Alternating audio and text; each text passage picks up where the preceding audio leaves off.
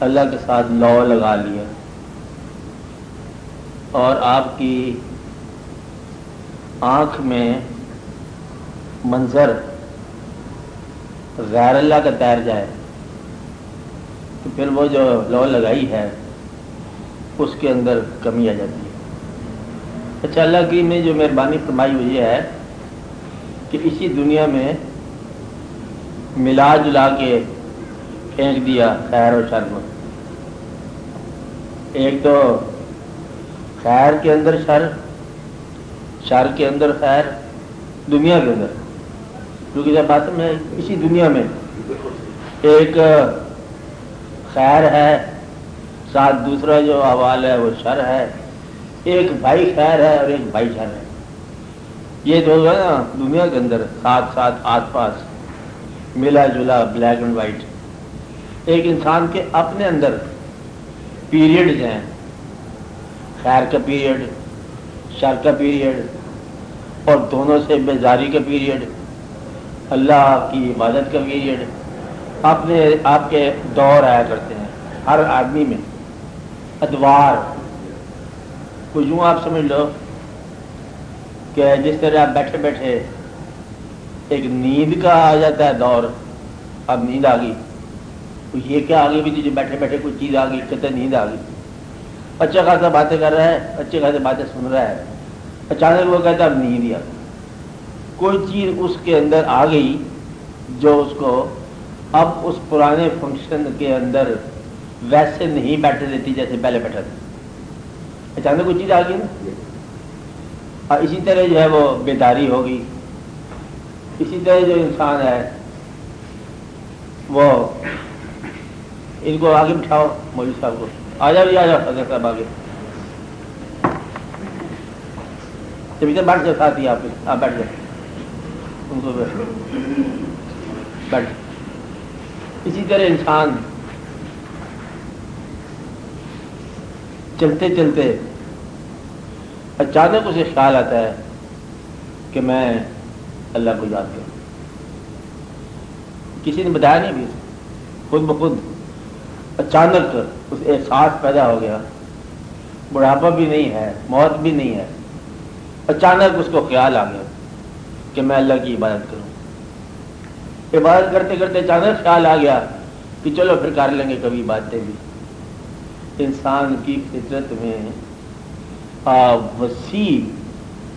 خیالات اور مختلف خیالات کے ساتھ وابستگی جو ہے یہ فطری عمل ہے۔ آپ بات سمجھ رہے ہیں؟ ایک وقت آتا ہے کہ انسان، ابھی کسی نے ٹریننگ نہیں دی اس کو، اچانک اسے خیال آتا ہے کہ میں اس طرح کروں کہ چلو پیسہ ہی جمع کر لیا جائے، پیسہ جمع کیا، گنتی شروع کر دی، پھر جمع کیا، پھر گننے لگ گیا، پھر ایک دن خیال آتا ہے کہ یہ میں کیا جمع کر رہا ہوں، خرچ ہی کرتے اس کا، پھر وہ خرچ کرنے لگ جاتا ہے۔ مطلب ہے کہ انسان کے اندر یہ فطرت کی طرف سے عجب عجب خیالات کی کار فرمائی، یہ بذات خود فطری عمل ہے۔ پہلی ایک بات سمجھ آ گئی کہ ہر انسان جو ہے اس میں ہر قسم کی کیفیت کا پیدا ہونا ایک فطری بات ہے، ہر قسم کی، یعنی کہ وہ جو نیکی تلاش کرنے نکلا تھا نا، وہ بدی بھی تلاش کر سکتا ہے، یہ انسان ہے۔ انسان اس لیے کہتے ہیں کہ آخری دم تک، اور نیک انسان کو برا ہونے کا خدشہ رہتا ہے اور برے انسان کے لیے نیک ہونے کے امکانات ہیں آخری دم تک، اس لیے جب تک انسان مر نہ جائے اسے نیک وعد نہ کہا کرو۔ یہ ممکن ہے کہ ایک گناہ گار ولی اللہ ہو کے مرے، اور یہ ممکن ہے کہ ایک ولی اللہ کسی گناہ گار ہو کے مرے، اس لیے اس کا بالکل فیصلہ کبھی نہ کرنا اچھائی برائی کا، کیونکہ جب تک ایکشن ہو رہا ہے، گیم آف لائف جاری ہے، زندگی کھیل چل رہا ہے، اگر گناہ جتنے بوجھ ہے ہمارے اوپر، وہ اچانک ایک دن اطلاع آ جاتی ہے، چٹھی معاف کیا، اگر گناہ معاف ہو جائیں تو پھر گناہ کی وجہ سے جو ہم نے اس کو برا کہا وہ ہماری غلطی ہو جائے گی، کیونکہ ہم حال اور ماضی کے متعلق جانتے ہیں کسی انسان کو، نہیں بات سمجھا رہی،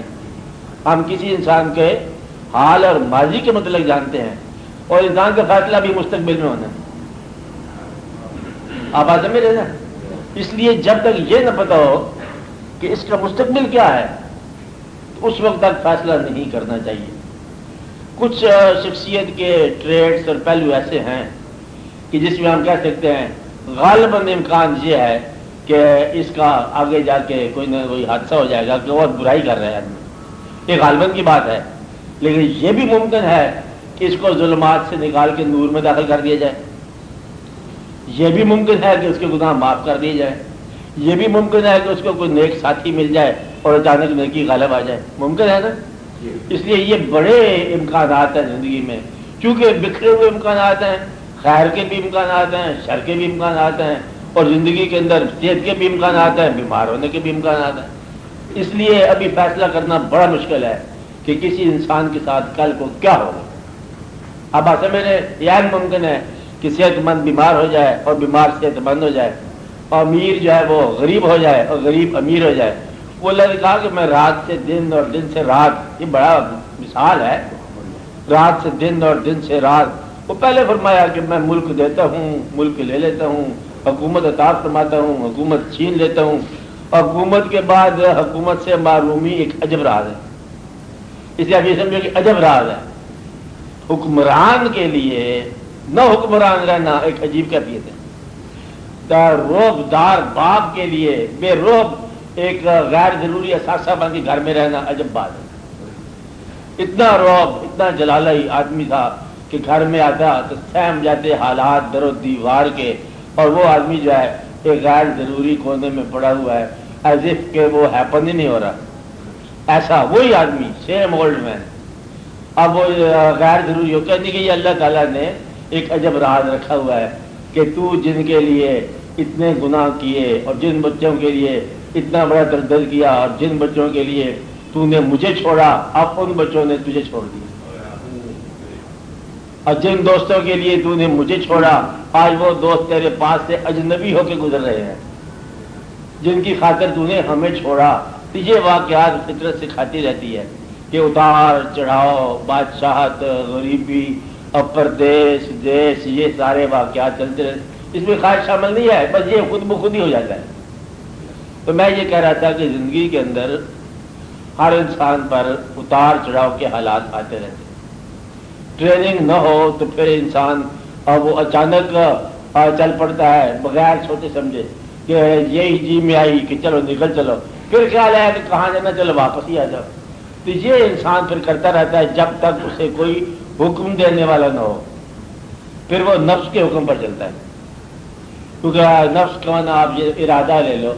خواہش لے لو کہ چلو آج مٹھائی کھا لو، اور مٹھائی سے نقصان ہوتا ہے نمکین ہی کھا لو۔ مقصد یہ ہے کہ یہ انسان کرتا رہتا ہے۔